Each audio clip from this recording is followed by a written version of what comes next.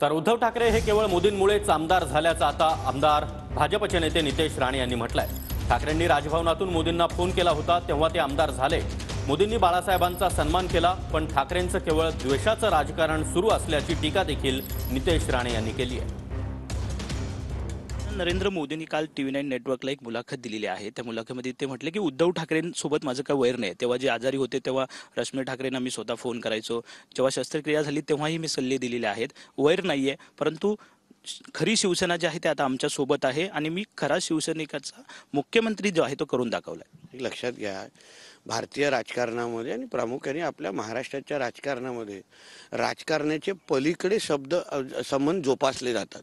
उद्धव ठाकरे हा एकच असा व्यक्ती आहे ज्यांनी द्वेषाचं राजकारण आपल्या महाराष्ट्रात सुरू केलं। आदरणीय मोदीजींनी जे सांगितलं ते सत्यच आहे। एवढा विरोध करून पण त्यांची जेव्हा तब्येत खराब झालेली तेव्हा त्यांनी त्यांची चौकशी केलेली हे आम्हीही ऐकलेलं। हे कशाला एवढा विरोध करून पण उद्धव ठाकरे आज जे आमदार आहेत ना, हे फक्त मोदीजींमुळे आहेत। कारण का तुम्हाला आठवत असेल, कोरोना काळात ती सगळी निवडणुकीची प्रक्रिया कोणाच्या मर्जीने पूर्ण केली, हेच उद्धव ठाकरे राज्यपालजींकडे गेलेले, तिथून मोदीजींना फोन केलेला आणि तेव्हा ह्यांचे हे आमदार महाशय झालेले आहेत। म्हणून राजकारणाच्या पलीकडे संबंध नातं कसं टिकवायचं हे आदरणीय मोदीजींकडून शिकलंच पाहिजे।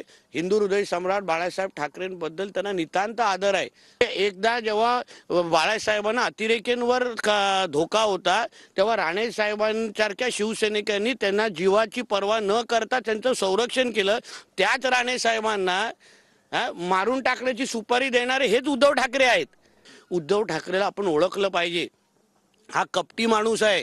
कॅमेरामन रोहन पवारसह विनायक डावरू, TV9 मराठी, रत्नागिरी।